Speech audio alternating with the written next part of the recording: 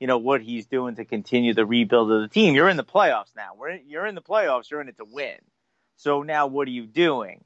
I don't think he's leaning on – and I know that the top guys aren't playing well, but I don't think he's leaning on them even enough. I think, you're seeing like too much Howden out there sometimes, too much Di Giuseppe out there, and not enough Kako, not enough Hedel, not enough Buchnevich, those type of guys who actually, those three guys have been very good. And he's not leaning on them enough, in my opinion. Look, you're not going anywhere if you're not scoring. The offense was something we didn't have to worry about from day one of the season. It was the defense that was the issue. And now it's the offense. The offense just is not coming through. And as far as the goalie situation, I thought Lundqvist was solid in game one. And today, I don't think he was that good. I mean, the first two goals were definitely soft. And if Shesterkin is in there, look, maybe if he's injured, then he's not playing, But, those are saves that, Hank in his prime saves, 100 times out of 100. Unfortunately, he didn't do it. Again, it gets him behind the eight ball. And they got the Panarin goal to tie him up. But then those two quickies in the second period, and the game is over. So it's been frustrating to watch. And, it falls on our top guys at this point. Like I said, I've been happy. Kako has been tremendous so far. He hasn't scored yet. That's not shocking. Well, that's his MO. He looks good. That's right. That's right. He looks good out there, but he's still not scoring. He fly through the neutral zone. But even some of the younger guys that were playing well, like I said, D'Angelo has had a tough series. Fox, I think, has had a bit of a tough series.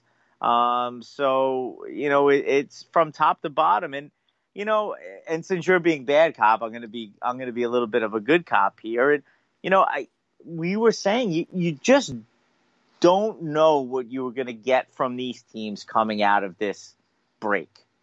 And I think maybe some of these guys came in here and maybe they're not into it. Maybe their heads are somewhere else, whether it's the virus or while they were home on the break, they really weren't working out, or they aren't taking these playoffs as serious. I mean, I'm watching on TV. I got to be honest, Paulie. I'm just not feeling the intensity. I mean, they don't feel like Stanley Cup playoff games. There's no crowd. There's no, I'm sure on the ice there's a stepped up intensity to it, but I'm not on I just haven't been on the edge of my seat like I normally am with, my heart in my, throat. As I'm like dying with every play, I'm just like, there's nobody in the crowd, and it's not getting crazy, and it's not an MSG. But KD, let's be honest. I mean, the Rangers aren't really giving us anything to get excited about. I mean, look, when Panarin scored that goal, man, I was pumped. I jumped, man. It was like, that was great. But that was it.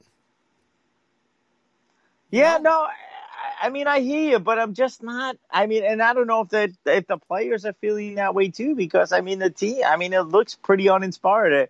Look, there's been a couple of scraps out there, which I guess I appreciate, but I'm just not feeling the intensity from the team, and I just don't know. Again, if it's the break, if it's again some guys just aren't taking this serious, or it's just it's the unknown of what's going on with the entire situation that it's really hard to get on some of these guys because this is just something that they've never dealt with. And we discussed it. Maybe some players who pee down their pants, pee in their pants to come playoff time,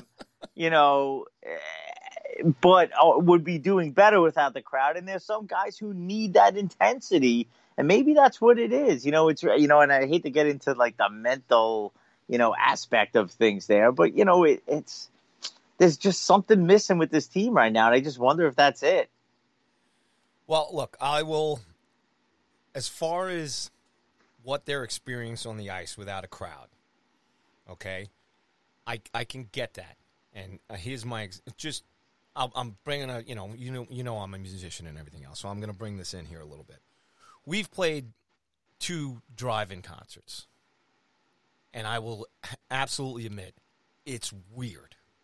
because you can't see the fans, and they're honking horns at you, but you can't see people. Like, there's a huge thing as far as being a musician and actually seeing the crowd, singing along, and interacting and everything else.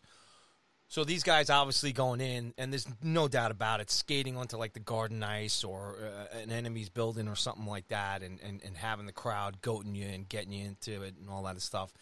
I will definitely give you that, because I'm experiencing it too as a musician just playing live at these drive-ins. It is totally different. It's a totally different vibe. But we get up there, and we do our gig, and we do our job, and that's it. And as far as I'm concerned, that's what these guys got to do too. And like I said, Carolina and every other damn team in this tournament is going through the same thing.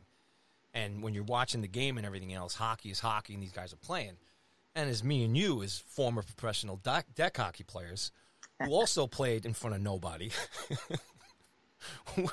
we played, man. We made it happen, and we scored some great goals and made some great plays, and we had a great time. You make it. I get it.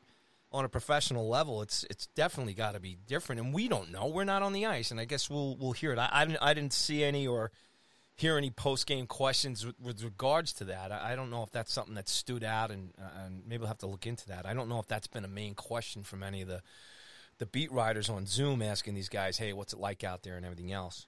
But I think bottom line, like a lot of the stuff that I ran through, it's just fundamental hockey. It's just there's a system.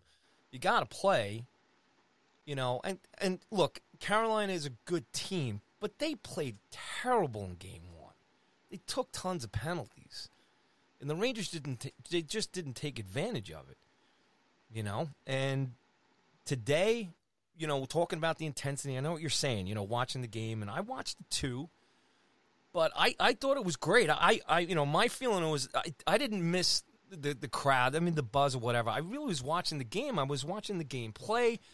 What they were doing, how Quinn's coaching these guys, the adjustments that they're making. And like I said, the refs, it was a different game. But the Rangers got away with murder and a lot of stuff there today as well. They're lucky. It could have been even worse. But, I don't know. I just think on the ice, and this is, unfortunately, it's a short series. So it might be too late for these guys to get adjusted as far as the Rangers are concerned. But they're not out yet. Let's see what happens tomorrow night, obviously.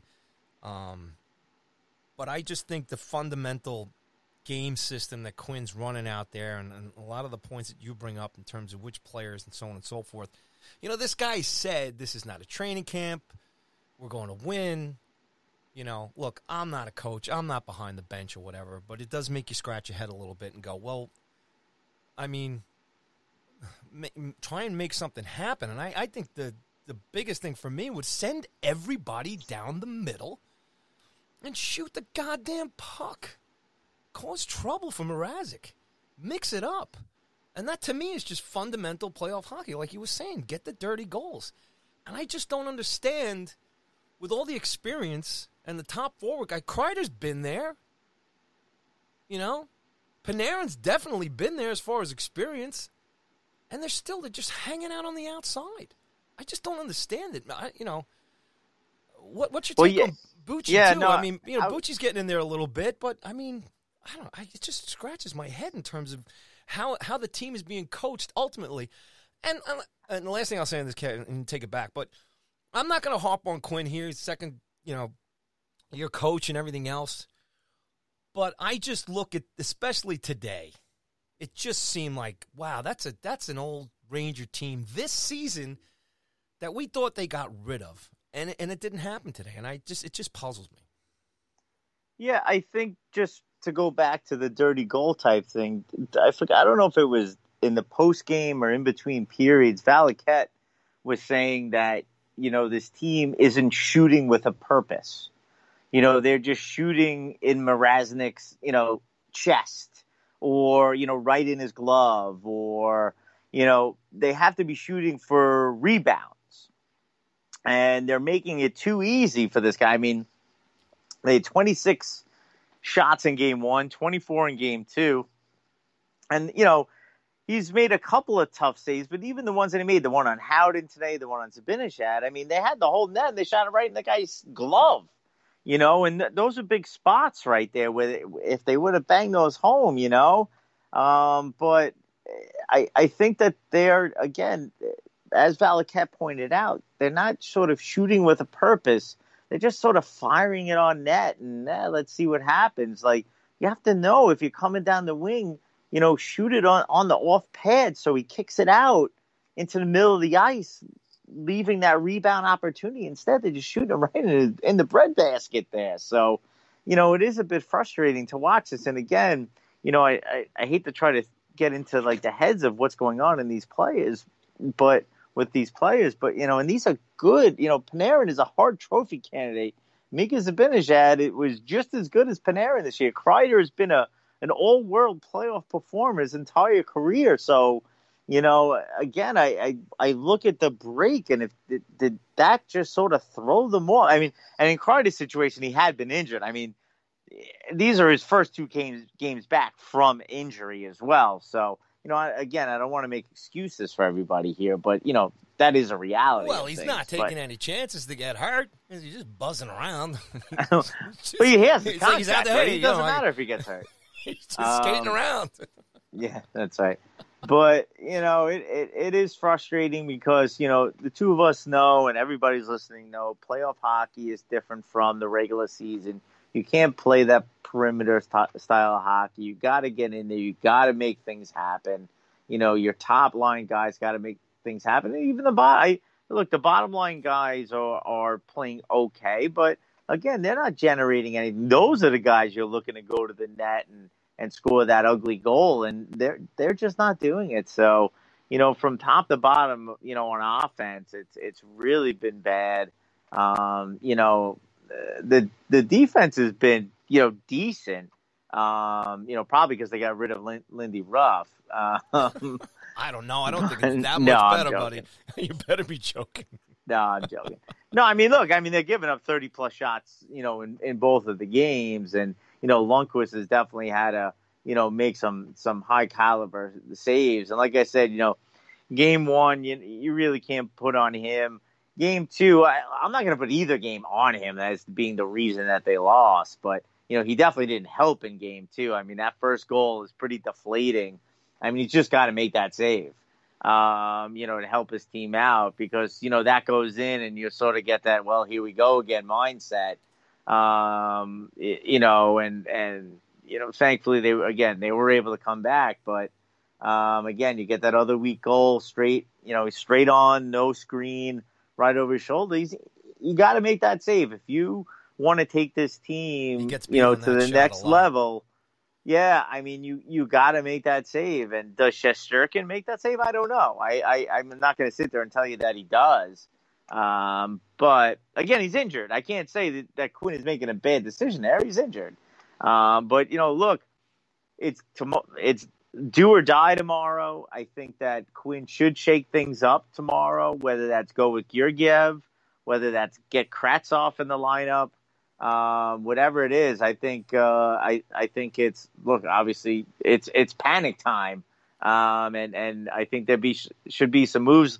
Lemieux will obviously be back in the lineup after his suspension, and again I've talked about Lemieux at length on here. I think that his game should be able to help. He brings what sort of they've been missing the first two games, so I think he will definitely be helpful. He's got to stay out of the box, though. Absolutely. Hey, look, he's got to play smart, man. Yeah, he's one of the guys who straddles that line. And he's got to make sure he doesn't step over it because, if he's spending most of the time in the penalty box, he's doing us more harm than good. But, we're looking for a little bit of a spark here, where maybe he's going to the net and can make a difference because, again, that's what he's here for. He's here for that type of play. If he's going to go out there tomorrow and not do it, why is he here? Why is he playing? So, get him in the lineup. Like I said, maybe put Kravtsov in because what do you have to lose at this point? Get him in there. Get him a little playoff experience. Why not? You're down 0-2 in a 5-game series. Most likely, the odds are pretty much against you right now. So, can I disagree with you on that for a second? Sure. You're allowed. Two things. He's got to use his top guys. They've just got to change their approach. those guys